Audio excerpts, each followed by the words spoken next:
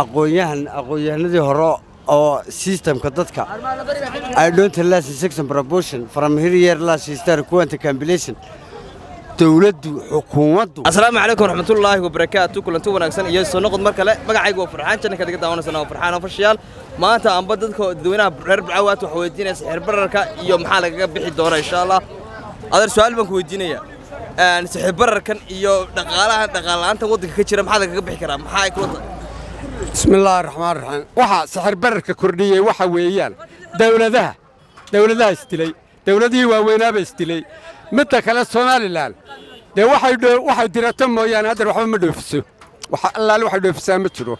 laakiin xawaalada wax dhigataa xawaalada waxa ay dhigataana de macna kuuguma fadhiyo weenad wax dhoofisaado aad dawal adduunka ka qaadataa lacag adag oo aad xagga ka soo siisataa taadanka ka dirtaa waxba kuuguma jiro waa kuugu qaali garoobayaan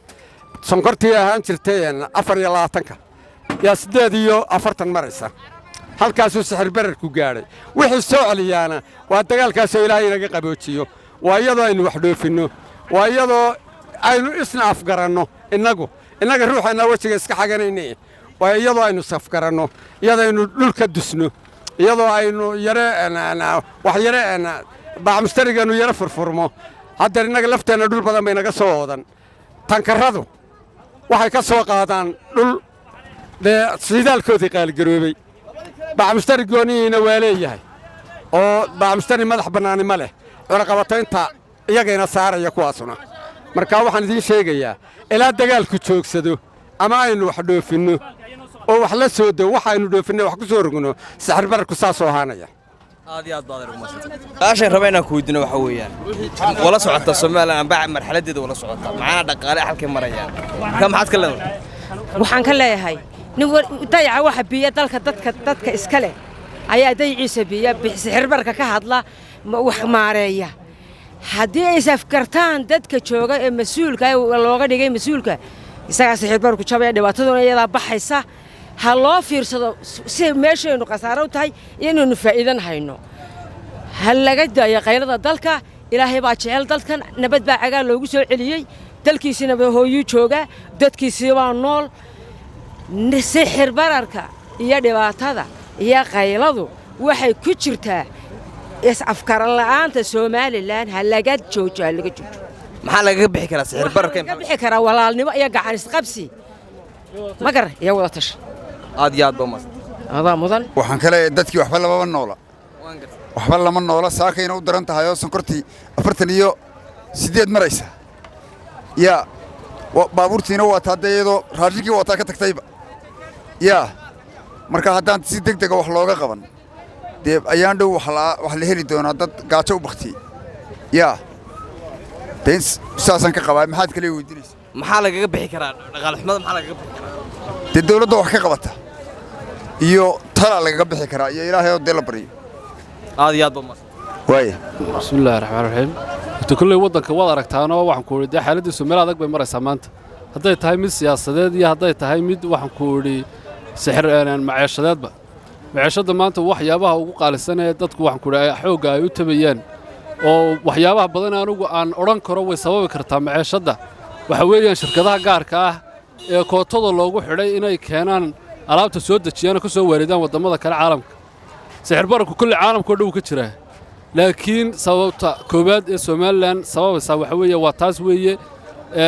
de waddanka caalamkana waa wada socdaayo meel walba sixir bararku maanta uu ka taagan yahay dunida oo dhan wax ku wada dagaal ka socda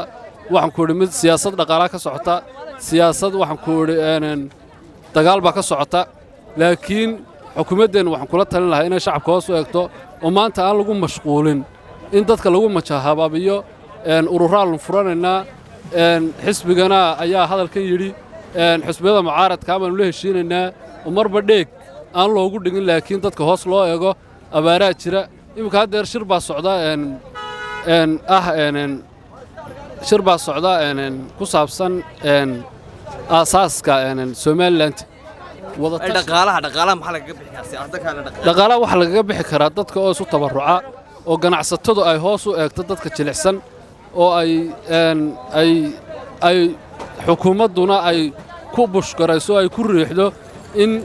dadka loo naxariisto ganacsatadana ay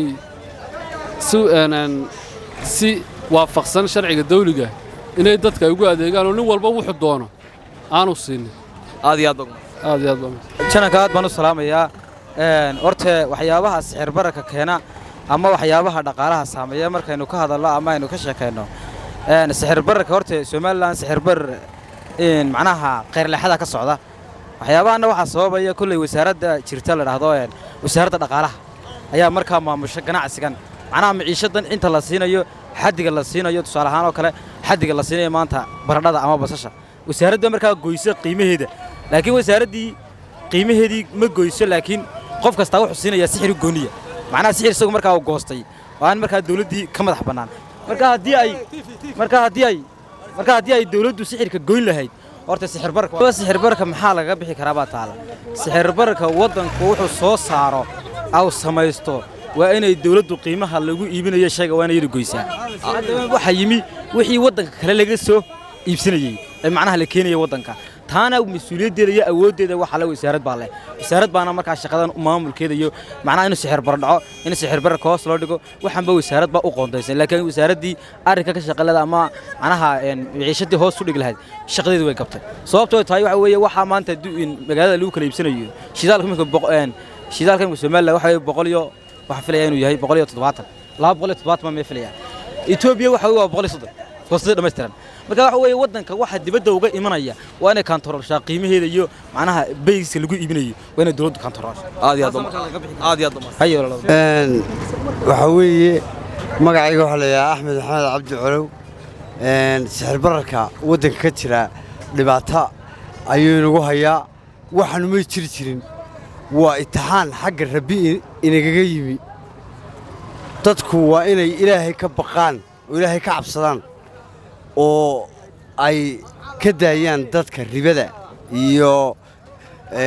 sixir bararka iyo imtixaanka waa inay Ilaahay ka cabsadaan oo ay ka daayaan waxaanu ma jirin dawladii hore ma jirin dawladii siyaad barre waxay dadku samayn jireen dadku waa inay gacantooda wax kula soo baxaan alaabta iyo badeecadaha dibadda laga keenayo Soomaalidu iyada samaysan jirtay gacanteeda ku samaysan jirtay alaabta dibadda laga keenaya waxaas waxayna baabi'iyeen waxa weeye dalku waa inay dadku gacantooda waa inay sixir bararka ka daayaan maxaa laga bixi karaa waxa laga bixi karaa inaynu waddankeena iyo ciideenna aynu wax ku beeranno oo aynu haruurka soo saarro oo digirta soo saarro oo qabandida soo saarro oo aynu waddankeena wax ku beeranno oo waddankeena siidhka ku daadinno oo aynaan dibadda aynu naahno fogof ma doonayno dibadda raxmaan allaahumma salli calaa maxamed anigu waxaan ka hadlayaa 5 qodob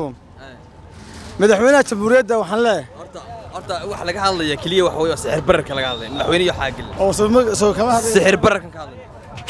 allaahumma salli calaa maxamed maanta waxaan ka hadlaynaa haddaan nahay dadweynaha gobolka Togdheer inaanu ka helno maciishadii maanta kor nagu kacday hadda saacadu waxa weeye 12:45 saacadu markay ahayd 9:20 sonkorta kiishka sonkorta wuxuu ahaa $43 markay ahayd 9:18 wuxuu noqday 47 hadda aan taaganahay 48 iyo badh buu marayaa bismillaahir rahmaanir rahiim baan leenahay ilaahay waxaan ka baryaynaa ilaahay ha naga soo gaaro ilaahay ha naga cid kale aan u caban karnaa ma jirtee wassalaamu calaykum waraxmatullaahi wabarakaatuh waxa laga bixi karaa madaxweynaha oo siyaasadda dhulka dhiga oo maciishada ka hadlo bismillaahir rahmaanir rahiim magacaygu Absaaq Saciid Aadan sixir bararka ka jira Soomaaliya dalka sixir bararka waxaanu leenahay waxa keenay waa dunuubtuna waxay ku saabsan tahay madaxweynaha Jamhuuriyadda Soomaaliland oo sameeyay waxyaabo khaldan oo ku dhaqaaqay dad aan dambi gelin iska xidhay sidii samafalay Cabdimaalig Musaacid doon dhaqaalaha wax laga bixi karayaa annagoo dima garanayna Ilaahay u noqonay Ilaahay oo inuu toobad celino aynu kaga bixi karnaa kabacdina aynu wax beerano wax la soo baxno danteena ka tashano taasoo man kaga bixi karaynaa waa inay ka dayso mujtamaca dhibaatadan ay ku hayso iyadaa sixir bararka keentay sixir waddanka halkaa cunay bay qabatay xukuumaddan oo kale lamama arki jirin no I don't last sex proportion madaxweynaha waa in annagu kan oo kale mabaanan arag dibad iyo gudo xukuumadda nagu soo rogtay cunaqabataynta iyo dhibaatada ha ka dayso dadka dhibaatadan ay ku hayso meel walba waa xidha kiiskii bariiska wuxuu marayaa $100 kiiskii daqiiqda ahay $200 buu maraya midhkii roodhida ahaa wuxuu marayaa 2,000 shilin koobkii shaaha 2,000 shilin buu maraya aad u mas'uul Allah yakhri baytak